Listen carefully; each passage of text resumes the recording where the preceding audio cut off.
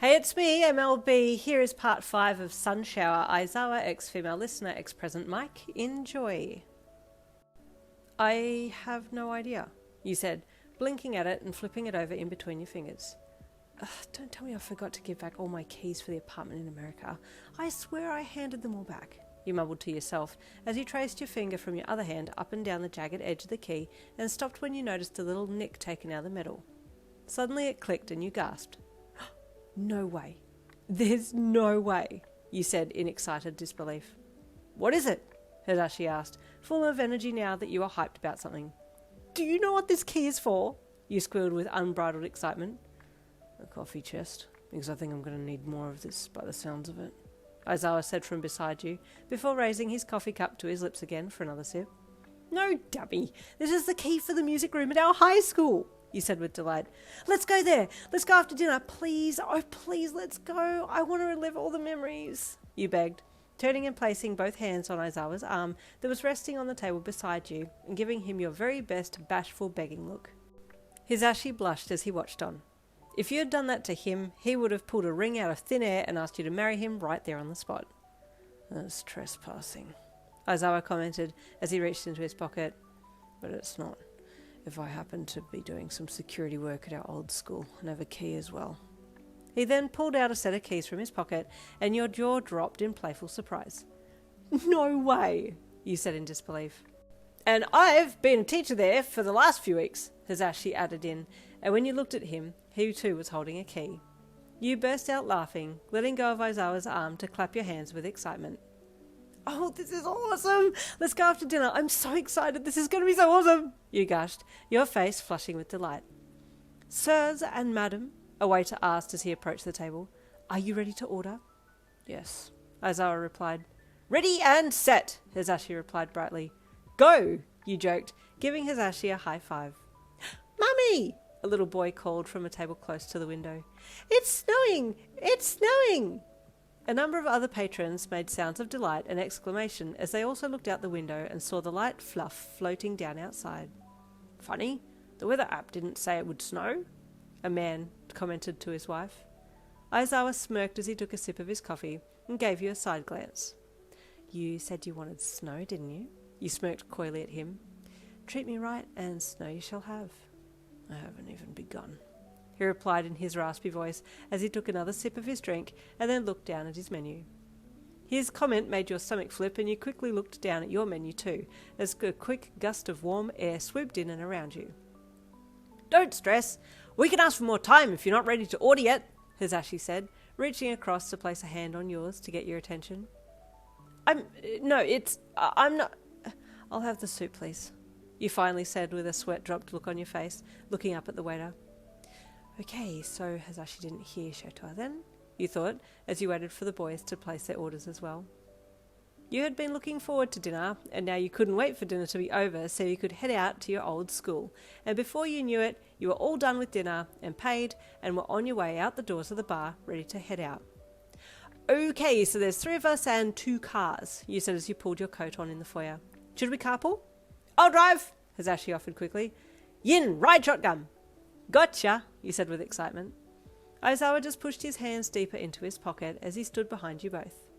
Let's go, you said brightly as you reached for the door and pulled it open. There was still a little bit of snow on the ground as you all walked out and you looked up into the sky. You want more? You asked teasingly over your shoulder to Aizawa as you pointed up into the sky. But before he could answer, you giggled and snow started to fall again, heavier over you, Hizashi and Aizawa. What brought that on? Hizashi asked as you all continued to walk to the car.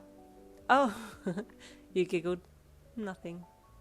Aizawa eyed you as you stopped at the passenger side door and waited for Hizashi to round to the driver's side and open the car, and Aizawa stopped beside you at the rear passenger door. It was that Valentine's Day, wasn't it? He asked you, and your head whipped towards him in surprise.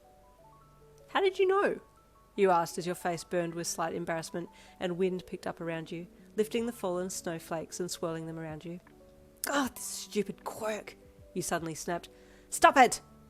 Aizawa let a deep chuckle slip and reached for the door handle of the car when he heard the click of Hizashi unlocking it.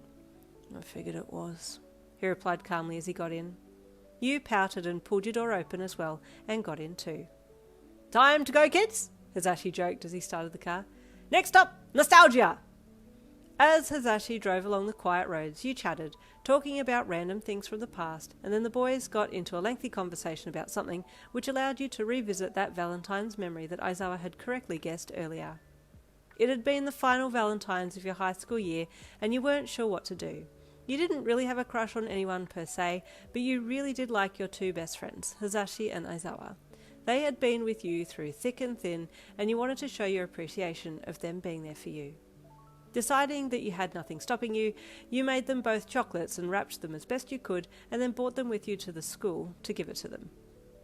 Lots of people were giving and receiving chocolates that day. There had been a really good vibe at the school, and just before lunch, a delivery person had arrived at the classroom door with 2 giant bouquets of red roses. "I have a delivery here," the guy said sheepishly as he stepped into the room. "Oh, 2 bunches. I wonder who the lucky girls are," you heard one of the others in the class say. "Miss Yin," the delivery guy said, reading the name off the card of one of them. You were surprised and a little flustered that one of these was for you, and you got up, with wind suddenly whipping around you as you walked to the front to receive it, and bashfully took the bunch and turned to hurry back to your seat, but the man stopped you before you got too far away. "Wait," he said as he looked at the card on the other bouquet. "Wait, this one's for you too." "What?" you asked with disbelief. Hang on. Both are for me?" "Yes," he said as he handed it across to you. "What?"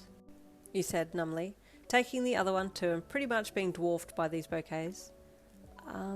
Thank you very much," you said in disbelief as you put your head down and headed back to your seat. The entire class was silent, some just staring at you and others looking around to see if they could work out who had given you these 2 massive bouquets.